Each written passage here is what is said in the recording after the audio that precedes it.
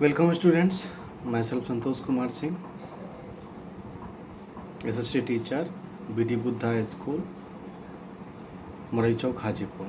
देखिए बच्चों, आप लोगों ने पढ़ चुके हैं कि फ्रांस में कॉन्स्टिट्यूशनल मोनार्की की स्थापना हो गई थी और वहाँ पे मेन और वुमेन को इक्वल राइट्स दे दिए गए थे।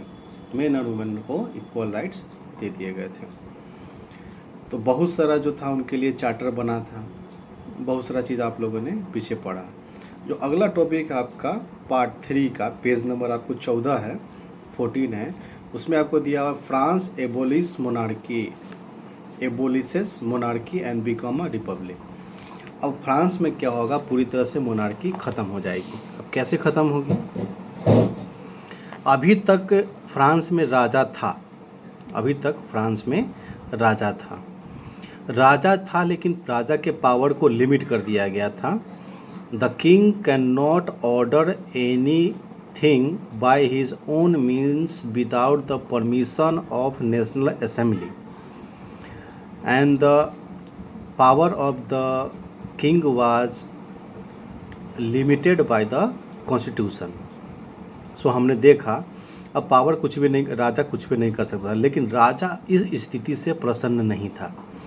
राजा क्या कर रहा था कि वो चाह रहा था किसी तरह से नेशनल असेंबली को हटा दिया जाए। नेशनल असेंबली को हटाने के लिए वो पर्सिया से और ऑस्ट्रिया से, दोनों से सीक्रेट वार्तालाप में था कि अब तुम दोनों राजाओं को बोल रहा था कि तुम यहाँ पे अपनी सेना भेजो और भेज करके नेशनल असेंबली को ख़त्म कर दो, हटा दो, और फिर से यहाँ पे राजा का शासन लागू हो जाएगा। और ऑस्ट्रिया और पर्सिया और भी जो देश थे वो इसीलिए राजा की मदद करना चाहते थे। उनको डर था कि जिस तरह से फ्रांस में राजा के खिलाफ इतना बड़ा आंदोलन हुआ, क्रांति हुई, वैसा ही आंदोलन कहीं मेरे देश में ना हो जाए।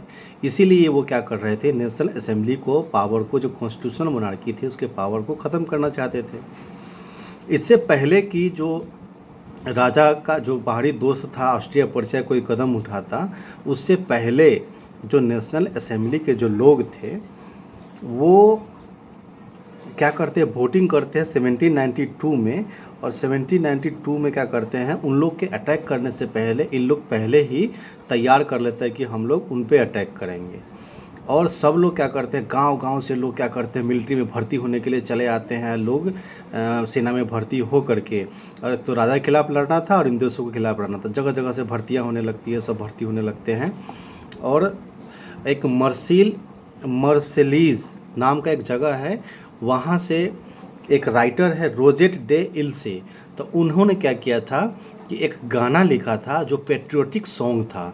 तो वो गाना गा करके, कैसे हमारे देश में बहुत सारा पेट्रियोटिक सॉन्ग लिखा जाता है तो हमारे अंदर पूरा प्रेरणा जग जाता है, इंस्पिरेशन पैदा हो जाता है कि हम भी देश के लिए कुछ करें, कुछ मर मिटे। वैसा ही एक गाना जो था मर्सली, जो पोएट थे रोजेट डे इल्से, उन्होंने लिखा था।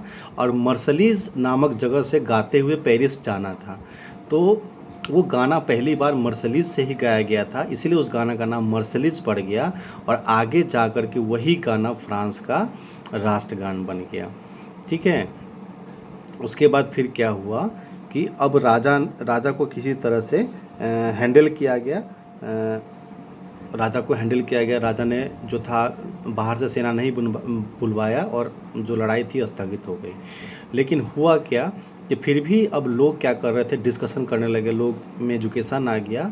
तो कैसे हम लोग क्या करते हैं, जब भी कहीं भी चाय के दुकान पर पॉलिटिकल चर्चा होती है, आजकल फेसबुक जो है वो पॉलिटिकल राजनीतिक महा मैदान बन चुका है। टीवी सीरियल आप लोग देखते होंगे, न्यूज़ चैनल, उस पर महायुद्ध होने, मतलब कि न्यूज़ चैनल पे लगता है कि एक दूसरे को मार काट देगा।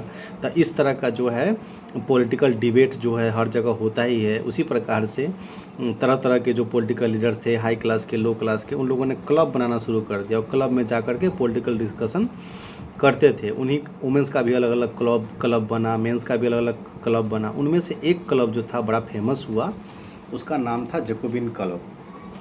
जैकोबिन क्लब जो था बड़ा फेमस हुआ। तो जैकोबिन क्लब जो था वो कॉन्वेंट संट जैकोबिन पेरिस, यानी कि एक कॉन्वेंट था, स्कूल था उसके पेरिस में, उसी के नाम पर जैकोब था उसका नाम पड़ा जैकोबिन क्लब। तो उसके जो लीडर थे मैक्सिमिलियन रोबिस्पेरी, और उसके अंदर जो बहुत सारे जो सदस्य थे वो शू मेकर्स थे, पेस्ट्री क्रोकर्स थे, पेस्ट्री कुक मतलब कि जो पेस्ट्री वेस्ट्री बनाते हैं सो थे, बेकरी वाले, वॉच मेकर्स थे, प्रिंटर्स थे, बहुत सारे नौकर थे, डेली वेजेस वर्कर्स थे। तो ये सारे लोग क्या कर रहे थे, इस ग्रुप में शामिल थे। तो यानी कि थर्ड स्टेट का जो लोअर जो क्लास के लोग होते हैं वो जैकोबिन क्लब में शामिल थे। इसके जो रोबेस्पेरी जो थे वो लीडर थे। तो रोबेस्पेरी ने क्या किया, धीरे धीरे अपना संगठित किया, क्लब को बड़ा बनाया, धीरे धीरे लोगों को मोबिलाइज़ किया। मोबिलाइज़ करने के बाद इन्होंने जो था, पहले फ्रांस में ब्रीचेस पहनने का मतलब कि रूल नहीं था, यानी कि वो घुटनों से ऊपर तक का ड्रेस पहनते थे। लेकिन रोबेस्पेरी ने क्या कर दिया कि घुटनों से नीचे तक ड्रेस पहनना लागू करवा दिया। इसको ब्रीचेस कहा गया। इसको इंग्लिश में प्रोनाउंस किया जाता है सेंस क्लोटर्स। इसका मतलब होता है विदाउट नी ब्रीचेस, यानी कि नीचे तक पूरा कपड़ा पहनना है। और जो मर्द है उसको रेड को मतलब कि कैप लगाना है, जो कि क्या था, लिबर्टी का सिंबल था, और औरतों की आज़ादी नहीं थी।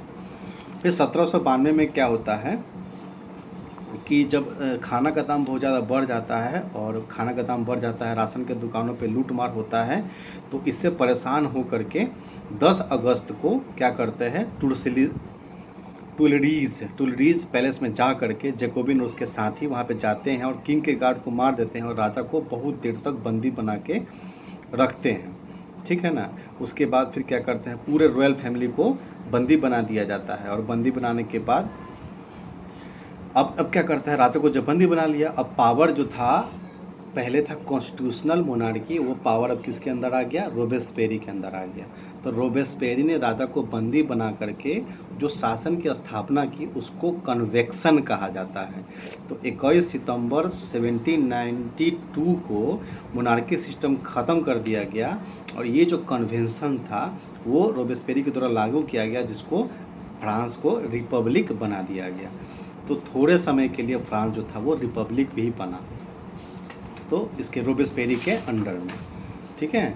उसके बाद फिर हेरिडेटरी जो शासन था मोनार्की का वो ख़त्म हो गया।